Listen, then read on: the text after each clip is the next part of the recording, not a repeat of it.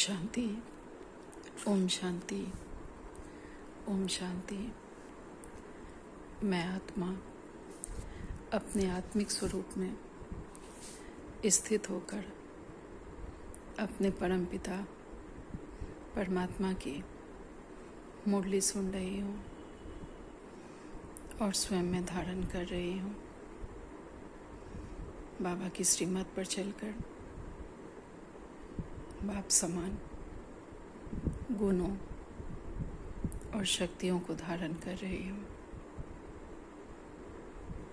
मैं आत्मा अपने आत्मिक स्वरूप में स्थित हूँ, एकाग्र हूँ बाबा के ज्ञान रत्नों को धारण करने के लिए। ओम शांति। ओम शांति। ओम शांति।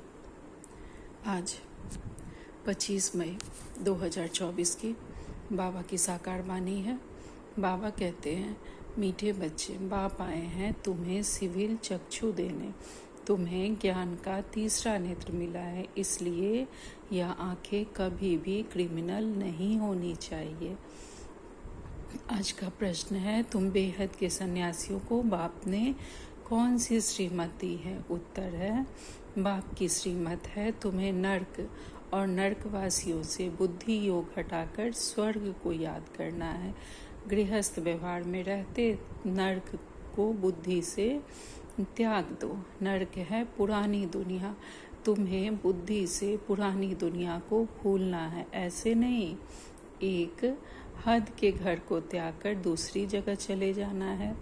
तुम्हारा बेहद का वैराग्य है, अभी तुम्हारी वानप्रस्थ अवस्था है, सब कुछ छोड़ घर जाना है।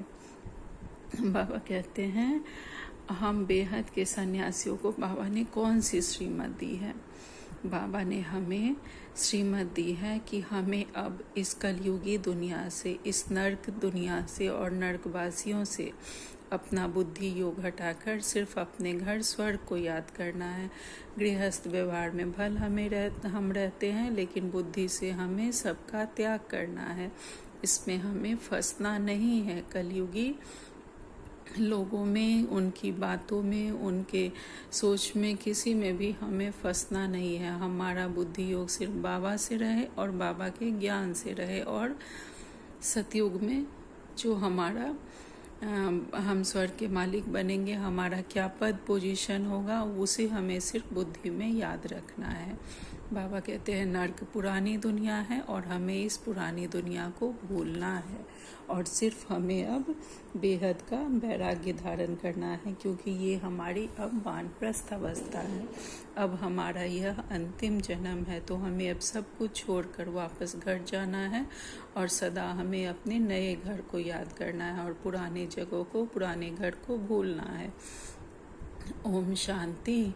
शिव भगवान उवाच, और कोई का नाम नहीं लिया, इनका ब्रह्मा का भी नाम नहीं लिया। पतित पावन वह बाप है, तो जरूर वह यहाँ आएगा पतितों को पावन बनाने लिए। पावन बनाने की युक्ति भी यहाँ बताते हैं। शिव भगवान उवाच है ना, शिव भगवान उवाच है ना कि श्री कृष्ण भगवान उवाच है। यह तो जरूर समझाना चाहिए, जबकि बैज लगा हुआ है रचयिता और रचना के आदि मध्य अंत का सारा राज इस बैज में दिखाया हुआ है। यह बैज कोई कम नहीं है, इशारे की बात है। तुम सब नंबरवार पुरुषार्थ अनुसार आस्तिक हो, नंबरवार जरूर समझेंगे। कई हैं जो रचता और रचना का भी ज्ञान नहीं समझा सकते हैं, तो सतो प्रधान बुद्धि थोड़े ही कहेंगे। अगर कोई बाबा के बच्चे होकर भी न रचता को जानते हैं और न बाबा की रचना क्या है उसे भी नहीं हम समझ सकते हैं, समझा सकते हैं, फिर तो हमारी अभी तक सतो प्रधान बुद्धि नहीं बनी है। सतो प्रधान बुद्धि, फिर रजो बुद्धि, तमो बुद्धि भी है। जैसा जैसा जो समझते हैं वैसा टाइटल मिलता है। यह सतो प्रधान बुद्धि, यह रजो बुद्धि है, परंतु कहते नहीं है। कहाँ? फंक न हो जाए। नंबरवार तो होते हैं, फर्स्ट क्लास की कीमत भी बहुत अच्छी होती है। अभी तुमको सच्चा सच्चा सतगुरु मिला है। अभी तुम बच्चे जानते हो, जबकि सतगुरु मिला है तब वह तुमको एकदम सच्चा सच्चा बना देते हैं। सच्चे हैं देवी देवताएं, जो फिर वाम मार्ग में झूठे बन जाते हैं। सच्चे हम ही देवी देवताएं बनते हैं, फिर वाम मार्ग में आकर हम ही झूठे बन जाते हैं। सतयुग में सिर्फ तुम देवी देवताएं रहते हो और कोई होते ही नहीं। कोई कोई तो ऐसे हैं जो कहते हैं ऐसे कैसे हो सकता है, ज्ञान नहीं है ना। जो ऐसे कैसे कहते हैं, जो कहते हैं कि ऐसे कैसे हो सकता है, तो उन्हें तो अपने बाबा का ज्ञान नहीं है, इसीलिए वह ऐसे प्रश्न करते हैं। आगे बाबा कहते हैं, अभी तुम बच्चे जानते हो हम नास्तिक से आस्तिक बन रहे हैं। रचयिता और रचना के आदि मध्य अंत के ज्ञान को अभी तुमने एक्यूरेट जाना है। नाम रूप से न्यारी चीज फिर देखने में नहीं आती है।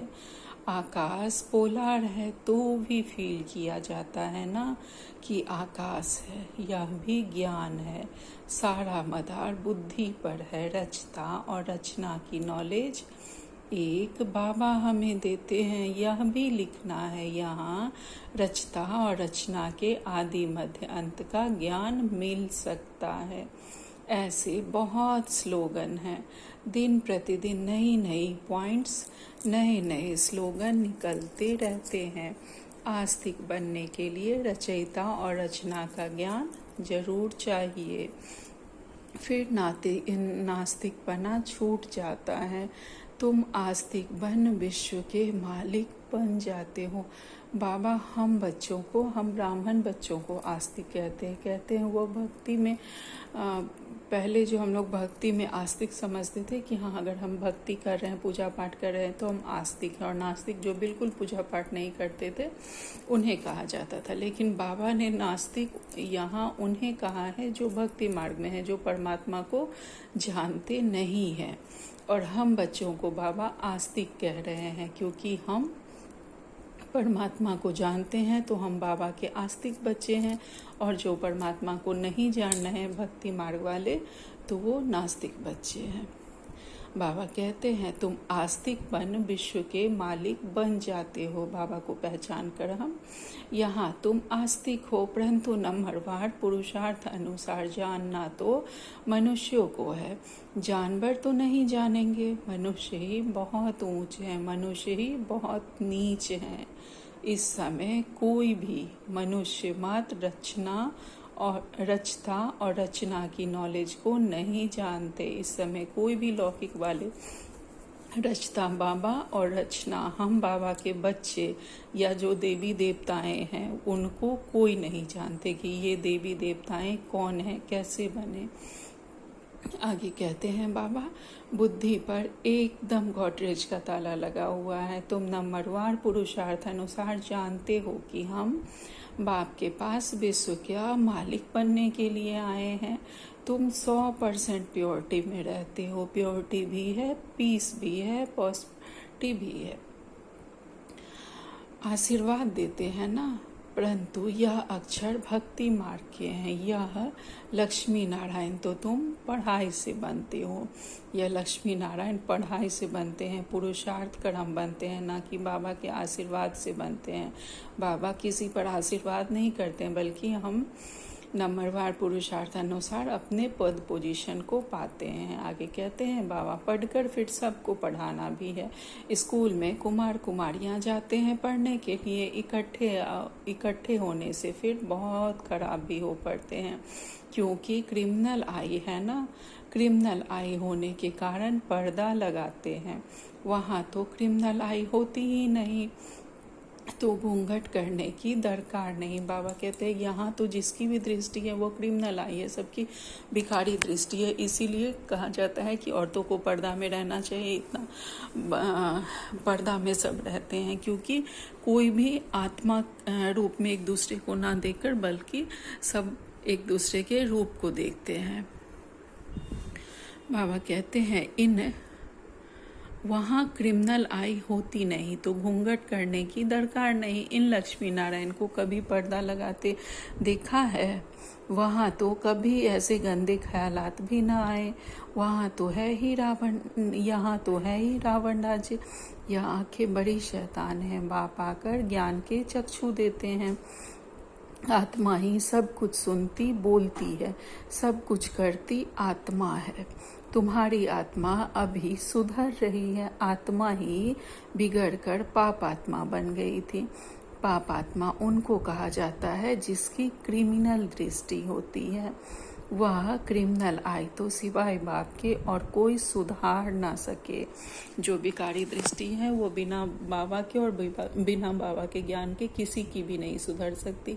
ज्ञान के सिविल जज हो बाप ही देते हैं। यह ज्ञान भी तुम जानते हो, शास्त्रों में यह ज्ञान थोड़े ही है।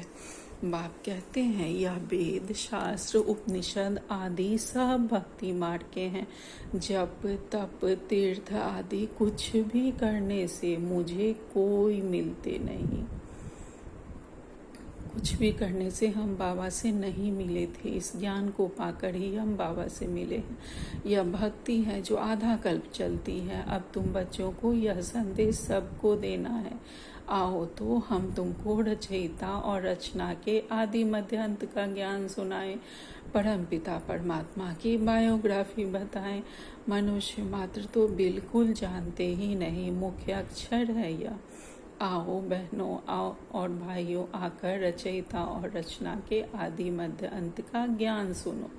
पढ़ाई पढ़ो जिससे तुम यह बनेंगे। यह ज्ञान पाने से और सृष्टि चक्र को समझने से तुम ऐसे चक्रवर्ती सतयुग के महाराजा और महारानी बन सकते हो। यह लक्ष्मी नारायण भी इस पढ़ाई से बने हैं, तुम भी यह पढ़ाई से बन रहे हो।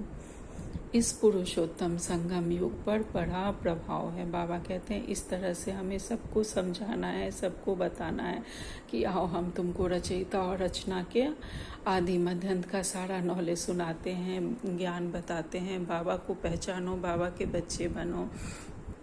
इसी ज्ञान को पाने से, बाबा को पाने से, सृष्टि चक्र को समझने से तुम सतयुग में चक्रवर्ती महाराजा महारानी बन सकते हो। बाबा कहते हैं कि ऐसे ही हमें दूसरे को समझाना है। बाबा कहते हैं कि इस पुरुषोत्तम संगम युग का बड़ा महत्व है। बाप आते भी हैं भारत में, दूसरे कोई खंड में क्यों आएंगे? बाप हैं अविनाशी सर्जन, तो जरूर आएंगे भी वहाँ ही जो भूमि सदा कायम रहती है। जिस धरती पर भगवान का पांव लगा वह धरनी कभी विनाश नहीं हो सकती। वह भारत तो रहता है ना देवताओं के लिए, सिर्फ यह चेंज होता है। बाबा ने कहा है चाहे कितनी भी प्रकृति आपदाएं आएंगी फिर भी भारत का विनाश नहीं होगा, भारत रहेगा ही। और वह इस शेप में रहेगा। कहा जाता है ना कि पीपल के पत्ते पर श्री कृष्ण का जन्म हुआ, तो जो भी होगा बाकी सारा नाश होगा और उसके बाद पीपल के शेप का ये जमीन रहेगा भारत का, जिसपे श्री कृष्ण का जन्म होगा। श्री कृष्ण आएंगे यहाँ पे, अर्थात सतयुग की स्थापना होगी। आगे बाबा कहते हैं कि तो जरूर आएंगे भी वहाँ ही जो भूमि सदैव कायम रहती है, जिस धरती पर भगवान का पांव लगा। वह धरनी कभी विनाश नहीं हो सकती। यह भारत तो रहता है ना देवताओं के लिए, सिर्फ यह चेंज होता है। बाकी भारत तो है सचखंड, झूठखंड भी भारत ही बनता है। भारत का ही ऑलराउंड पार्ट है और कोई खंड को ऐसे नहीं कहेंगे। सच्चा अथवा ट्रुथ भगवान ही आकर सचखंड बनाते हैं, फिर झूठखंड रावण बनाते हैं, फिर सच की रत्ती भी नहीं रहती। इसलिए गुरु भी सच्चे नहीं मिलते हैं। वह सन्यासी, फॉलोअर्स, गृहस्थी, तो उनको फॉलोअर्स कैसे कहेंगे? भले वो सन्यासी हैं, साधु सन्यासी, और उनके फॉलोअर्स गृहस्थी हैं, तो फिर उनको फॉलोअर्स कैसे कहेंगे? अब तो बाप खुद कहते हैं बच्चे पवित्र बनो, दैवी गुण धारण करो। तुमको अभी देवता बनना है। बाबा सन्यासियों के लिए इसलिए कह रहे हैं कि वो भी कभी ऐसा होता था एक समय में कि बहुत लोग सन्यासी बन जाते थे। वो गृहस्थ में रहते थे और उसके बाद जाके फिर सन्यासी बन जाते थे। अर्थात कभी कभी ऐसा होता था कि अपनी जिम्मेदारियों से बचने के लिए जिम्मेदारी छोड़कर फिर वो सन्यासी बन जाते थे। तो बाबा कहते हैं कि ऐसा नहीं करना है। हम लोग भी गृहस्थ में हैं, बाबा के बच्चे बने हैं, लेकिन बाबा ने कभी अपनी जिम्मेदारी छोड़ने के लिए नहीं कहा है गृहस्थ में रहते अपनी जिम्मेदारी को निभाते हुए तब पवित्रता से रहो और बाबा के बच्चे बनो। आगे बाबा कहते हैं, अब तो बाप खुद कहते हैं, बच्चे पवित्र बनो और दैवी गुण धारण करो। तुमको अभी देवता बनना है। सन्यासी कोई संपूर्ण निर्विकारी थोड़े ही हैं। घड़ी घड़ी भिखारियों के पास जन्म लेते हैं। कोई बाल ब्रह्मचारी भी होते हैं, ऐसे तो बहुत हैं, विलायत में भी बहुत हैं। फिर जब बूढ़े होते हैं तब शादी करते हैं संभाल के लिए, अर्थात बुढ़ापे में उन्हें कौन संभालेगा, तो बुढ़ापे में जाके शादी कर लेते हैं। फिर उनके लिए धन छोड़कर भी जाते हैं, बाकी धन धर्माओं कर जाते हैं। यहाँ तो उन्हों का बच्चों में बहुत ममत्व रहता है। 60 वर्ष के बाद बच्चों के हवाले करते हैं, फिर जांच रखते हैं, देखे हमारे पीछे ठीक चलाते हैं या नहीं। परंतु आजकल के बच्चे तो कहते हैं बाप वानप्रस्थ में गया तो अच्छा हुआ, चाबी तो मिल गई, जीते जी सारा खाना ही खराब कर देते हैं। फिर बाप को भी कहने लगते हैं यहाँ से निकल जाओ। तो बाप समझाते हैं, प्रदर्शनी में तुम यह लिख दो कि भाइयों बहनों आकर के रचता और रचना के आदि मध्य अंत का ज्ञान सुनो। बाबा कहते हैं जो लौकिक में होते हैं उनका बच्चों में बहुत ममत्व रहता है। वो जो भी धन कमाते हैं सोचते हैं बच्चों के लिए छोड़ के जाएंगे, और जब 60 वर्ष के होते हैं तो बच्चों के हवाले सब कर देते हैं और फिर देखते हैं कि सब हमारे पीछे हमारे बच्चे ठीक से चला पाएंगे कि नहीं। लेकिन आजकल के बाबा कह रहे हैं जो बच्चे होते हैं वो लोग तो निश्चिंत हो जाते हैं। ठीक है, माता पिता वानप्रस्थ में गए, अच्छा हुआ जो हमें सारी प्रॉपर्टी मिल गई, चाबी मिल गई। अगर वो रहते तो फिर टोका टोकी हर बात में कुछ बोलना तो वो बच्चों को नहीं अच्छा लगता है। इसलिए बाबा कह रहे हैं कि लौकिक में तो ऐसे ही होता है। वो बाबा अपने माँ बाप को ही कहने लगते हैं कि यहाँ से निकल जाओ। तो बाबा कहते हैं कि प्रदर्शनी के लिए बाबा कह रहे हैं कि यहाँ हमें प्रदर्शनी लगानी है और बताना है कि रचता और रचना के आदि मध्य अंत का ज्ञान सुनो। इस सृष्टि चक्र के ज्ञान को जानने से ही तुम देवी देवता विश्व के महाराजा महारानी बन जाएंगे। यह बाबा बच्चों को डायरेक्शन देते हैं। अब बाप कहते हैं यह है बहुत जन्मों के अंत का जन्म। और हमारे बाबा यहाँ हमें कौन सी प्रॉपर्टी दे रहे हैं? हमारे बाबा हमें ज्ञान की प्रॉपर्टी दे रहे हैं, और इस ज्ञान को पा करके हमें 21 जन्मों की प्रॉपर्टी मिलती है, जिसमें हम देवी देवता बनते हैं। बाबा से हम यह ज्ञान लेकर पवित्रता को धारण करके उसके बाद सतयुग में जाते हैं और वहाँ पे चक्रवर्ती महाराजा महारानी बनते हैं। यह बाबा बच्चों को डायरेक्शन देते हैं। अब बाप कहते हैं यह है बहुत जन्मों के अंत का जन्म। मैं इनमें ही प्रवेश करता हूँ। ब्रह्मा के सामने है विष्णु। विष्णु को 4 भुजाएं क्यों देते हैं? 2 हैं मेल की, 2 हैं फीमेल की। यहाँ 4 भुजा वाला कोई मनुष्य थोड़े ही होता है, यह समझने के लिए है। विष्णु अर्थात लक्ष्मी नारायण। बाबा कहते हैं जो शास्त्रों में बना दिया है कि विष्णु की 4 भुजाएं होती हैं, वह वास्तव में होती नहीं है। वह विष्णु और लक्ष्मी की 2-2 भुजाएं हैं, जिन्हें 4 भुजाएं दिखाई गई हैं। आगे कहते हैं ब्रह्मा को भी दिखाते हैं 2 भुजा। ब्रह्मा की 2 भुजा, सरस्वती की, दोनों बेहद के सन्यासी हो गए। ऐसे नहीं सन्यास कर फिर दूसरी कोई जगह चले जाना है, नहीं।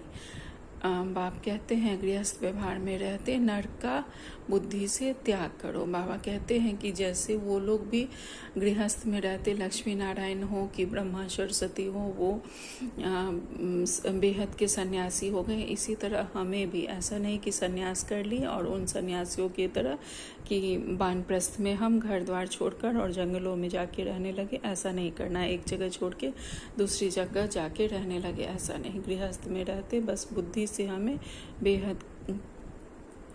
बस बुद्धि से हमें इसको भूलना है, इस जगह को, जो भी नर्क है इस जगह को, कलयुगी नर्क को हमें भूलना है। व्यक्ति से, जगह से, स्थूल वस्तुएं हैं, हर चीज़ से हमें अपनी बुद्धि को हटाना है। बाबा कहते हैं नर्क का बुद्धि से त्याग करो, नर्क को भूल स्वर्ग को बुद्धि से याद करना है। नर्क और नर्कवासियों से बुद्धि योग हटाए, स्वर्गवासी देवी देवताओं को बुद्धि से स्वर्गवासी देवताओं से बुद्धि योग लगाना है। जो पढ़ते हैं उनकी बुद्धि में तो रहता है ना कि हम पास करेंगे, फिर यह बनेंगे। आगे गुरु करते थे जब वानप्रस्थ अवस्था होती थी। बाप कहते हैं मैं भी इनकी वानप्रस्थ अवस्था में प्रवेश करता हूँ। जब ब्रह्मा बाबा की वानप्रस्थ अवस्था थी तब बाबा ने प्रवेश किया था। जो बहुत जन्मों के अंत के जन्म में है, भगवान उवाच मैं बहुत जन्मों के अंत वाले जन्म में ही प्रवेश करता हूँ, जिसने शुरू से लेकर अंत तक का पाठ बचाया है। ब्रह्मा बाबा ने पूरे 84 जन्म लिए और सबसे अंत के जन्म में बाबा ने उनके शरीर को रथ बनाया। जिसने शुरू से लेकर अंत तक पाठ बजाया उसमें ही प्रवेश करता हूँ, क्योंकि उनको ही पहले नंबर में जाना है, वही फिर श्री कृष्ण बनेंगे। ब्रह्मा बाबा ही ब्रह्मा सो विष्णु, विष्णु सो ब्रह्मा, दोनों की 4 भुजाएं देते हैं। हिसाब भी है ब्रह्मा सरस्वती सो लक्ष्मी नारायण, फिर लक्ष्मी नारायण सो ब्रह्मा सरस्वती बने। वही मम्मा और बाबा फिर लक्ष्मी नारायण बनते हैं सतयुग में, और सबसे अंतिम जन्म में वही ब्रह्मा और सरस्वती बनते हैं। तो तुम बच्चे झट से यह हिसाब बताते हो। विष्णु अर्थात लक्ष्मी नारायण 84 जन्म लेते लेते फिर आकर साधारण या ब्रह्मा सरस्वती बनते हैं। यही ब्रह्मा बाबा द्वारा स्थापना होती है इस यज्ञ की, और मम्मा ज्ञान सरस्वती बनकर बच्चों को शिक्षा देती हैं। इनका नाम भी बाद में बाबा ने ब्रह्मा रखा है, नहीं तो ब्रह्मा का बाप कौन जरूर कहेंगे शिव बाबा कैसे रचा, एडॉप्ट किया। बाप कहते हैं मैं इनमें प्रवेश करता हूँ, तो लिखना चाहिए शिव भगवान उवाच मैं ब्रह्मा में प्रवेश करता हूँ, जो अपने जन्मों को नहीं जानते हैं। बहुत जन्मों के अंत के भी जन्म में मैं प्रवेश करता हूँ, वह भी जब वानप्रस्थ अवस्था होती है तब आता हूँ, और जब दुनिया पुरानी पतित होती है तब मैं आता हूँ। कितना सहज बताते हैं। आगे 60 वर्ष में गुरु करते थे, अभी तो जन्म से ही गुरु करा देते हैं। वो यह सीखे हैं इन क्रिश्चियन से। अरे छोटेपन में गुरु करने की क्या दरकार, समझते हैं छोटेपन में मरेंगे तो सदगति को पालेंगे। जो बच्चे में ही, छोटे में ही जो गुरु कर लेते हैं बाबा उनके लिए कहते हैं। बाप समझाते हैं यहाँ तो कोई की सदगति हो ना सके। अभी बाप तुमको कितना सहज समझाते और ऊंच बताते हैं, ऊंच बनाते हैं। भक्ति में तो तुम सीढ़ी ही उतरते आए हो। रावण राज्य है ना, विशेष दुनिया शुरू होती है। गुरु तो सब ने किया है, यह खुद भी कहते हैं हमने गुरु बहुत किए। भगवान जो सबकी सदगति करते हैं उनको जानते ही नहीं। भक्ति की भी बहुत कड़ी जंजीरें बन पड़ी हैं। जंजीरें कोई मोटी होती है, कोई पतली होती है। कोई भारी चीज़ उठाते हैं तो कितनी मोटी जंजीर से बांध कर उठाते हैं। इनमें भी ऐसे हैं, कोई तो झट आकर तुम्हारी सुनेंगे, अच्छी रीति पढ़ेंगे, कोई समझते ही नहीं।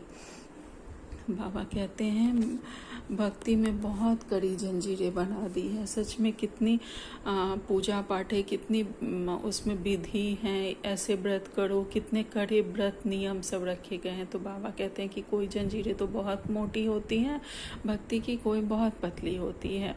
कोई भारी चीज़ उठाते हैं तो कितनी मोटी जंजीरों से बांध कर उठाते हैं। तो वही बाबा कह रहे हैं कि उसमें कितना बंधन हो गया है कि ये करना ही, अगर नहीं करेंगे तो भगवान गुस्सा हो जाएंगे, ये करना ही है, भले कितनी भी तबीयत खराब रहे, कुछ रहे, बिल्कुल निर्जला निराहार व्रत इस तरह से किया जाता है। तो बाबा उसी के लिए कह रहे हैं। और ज्ञान में बाबा कहते हैं कि कोई ऐसे होंगे जो जिनको ज्ञान में आना होगा, जिन्होंने बहुत भक्ति की होगी, वह झट से ज्ञान सुनेंगे, अच्छी रीति पढ़ेंगे, कोई पॉइंट टच हो कर जाएंगे। कोई ऐसे होंगे जिन्हें लाख समझाओ वो नहीं समझेंगे।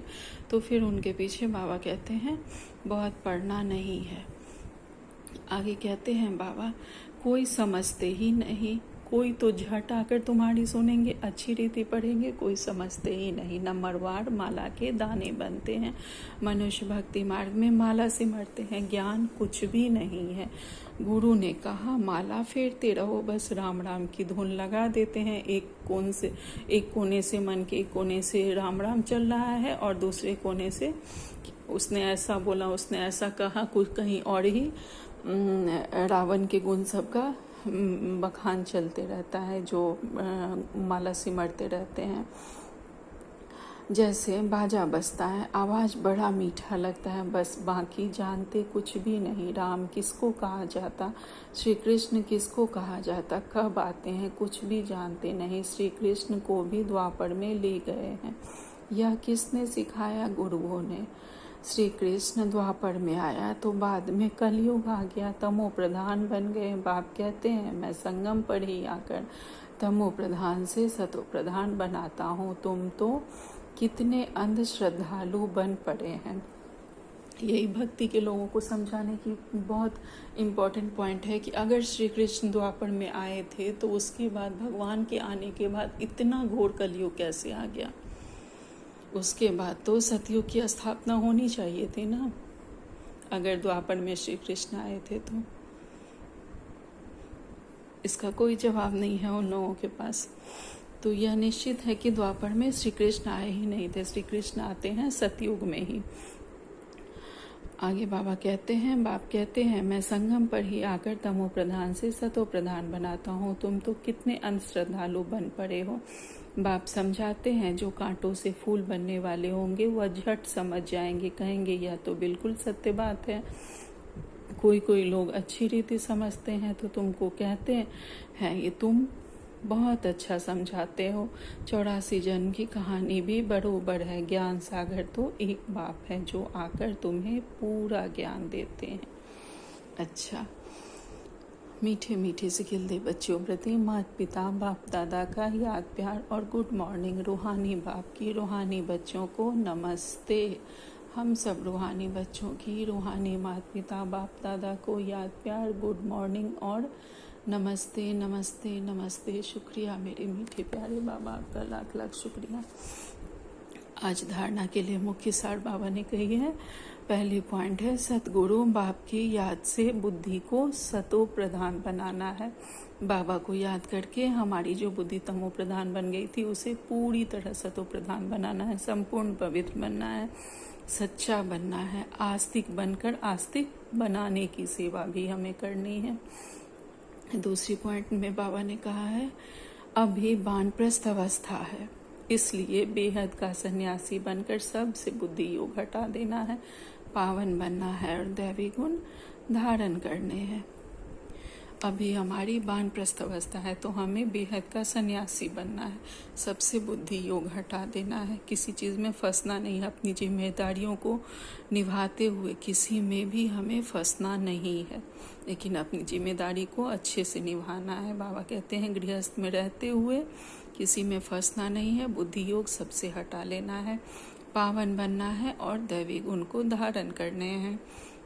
जितना जितना हम पावन बनते जाएंगे हमारा खान पान रहन सहन पावन होगा, दैवी गुणों को हम धारण करेंगे, अपने मन को बिल्कुल प्योर बनाएंगे। बाबा के ज्ञान के द्वारा अपने मन में जो भी हमारी जो बीती बातें थी, जो किसी की बातें बुरी लगी, सबको माफ़ कर देना है, सबसे क्षमा मांग लेना है। भले हम सामने में जाकर नहीं कह सकते हैं, लेकिन मन ही मन हमें सबको क्षमा कर देना और सबसे क्षमा मांग लेना है। अपने सारे कर्म बंधनों को समाप्त करना है, अपने मन को बिल्कुल पवित्र कलश जैसा बना लेना है और दैवी गुण हमें धारण करने हैं। आज बाबा ने हमें वरदान दिया है, बंधनों से मुक्त फरिश्ता भव। सर्व बंधनों से मुक्त फरिश्ता भव। देह और देह की दुनिया की स्मृति से ऊंचा रहने वाले सर्व बंधनों से मुक्त फरिश्ता भव। देह और देह की दुनिया की स्मृति से हम ऊंचे रहने वाले और सर्व बंधनों से मुक्त रहने वाले बाबा के फरिश्ताई बच्चे हैं। जिसका कोई भी देह और देहधारियों से रिश्ता अर्थात मन का लगाव नहीं है, वही फरिश्ता है। फरिश्ता के पांव सदा ही धरनी से ऊंच रहते हैं। धरनी से ऊंचा अर्थात देहभान की स्मृति से ऊंचा। जो देह और देह की दुनिया की स्मृति से ऊंचा रहते हैं, वही सर्व बंधनों से मुक्त फरिश्ता बनते हैं। ऐसे फरिश्ता ही डबल लाइट स्थिति का अनुभव करते हैं। बाबा ने आज हमें कहा है कि हमें देह और देह के जो भी संबंध संपर्क है, सबकी स्मृति से हमें ऊंचा रहना है। सबका, बाबा का ये परिवार, जिस परिवार में बाबा ने मुझे रखा है, उस परिवार के भी सर्व आत्माएं स्वस्थ रहें, सुखी रहें, खुश रहें और पूरे विश्व की सर्व आत्माएं सुखी रहे, खुश रहे, स्वस्थ रहे। सब कुछ बंधनों में सिर्फ हमें अब नहीं फंसना है, बल्कि मुक्त होकर फरिश्ता बनकर सबकी सेवा करनी है। बाबा ने यही कहा है कि ऐसे फरिश्ता बनकर अगर हम रहेंगे तो फिर डबल लाइट स्थिति का अनुभव करते रहेंगे। आज स्लोगन में बाबा ने कहा है, वाणी के साथ चेहरे और वाणी के साथ चलन और चेहरे से बाप समान गुण दिखाई दे, तब प्रत्यक्षता होगी। हमारी वाणी भी बहुत सबको सुख देने वाली हो, मीठी हो। बाबा ने सदा कहा है, धीरे बोलो, मीठा बोलो, कम बोलो। और साथ साथ हमारा चलन भी और चेहरे भी सबको सुख देने वाला हो। हमारे चेहरे से और चलन से हमारे बाबा की प्रत्यक्षता होनी चाहिए। अर्थात मन, क्रम, वचन से, चेहरे से, चलन से, सबसे हमें अपने बाबा की प्रत्यक्षता करनी है। आज 25 तारीख का व्यक्ति सारे हैं। हर संकल्प, हर बोल में विशेषता हो, सदा सरल स्वभाव, सरल बोल, सरलता संपन्न कर्म हो। ऐसे सरल स्वरूप रहो, सदा एक की मत पर, एक के सर्व संबंध, एक से सर्व संबंध, एक से सर्व प्राप्ति। ऐसे एक द्वारा सदा एक रस रहने के सहज अभ्यासी रहो। सदा खुश रहो, खुशी का खजाना बांटो, खुशी की लहर सर्व में फैलाओ। यही सच्ची सेवा है। बाबा ने आज कहा है, हर संकल्प, हर बोल में विशेषता हो हमारे। सदा हमारा स्वभाव सरल हो, सरल बोल हो, सरलता संपन्न कार्य हो हमारे, और हम सदा सरलता स्वरूप में रहे। और सदा हमें एक की मत पर चलना है, एक से सर्व संबंधों की अनुभूति करनी है। सर्व प्राप्ति, ऐसे एक द्वारा सदा एक रस में रहने का हमें सदा अभ्यास करना है। सदा खुश रहना है और खुशी का खजाना बांटते रहना है। खुशी की लहर हमें सब में फैलानी है। यही हमारी सच्ची सेवा है बाबा के लिए। अच्छा, ओम शांति, ओम शांति, ओम शांति। शुक्रिया मेरे मीठे प्यारे बाबा, आपका लाख लाख शुक्रिया।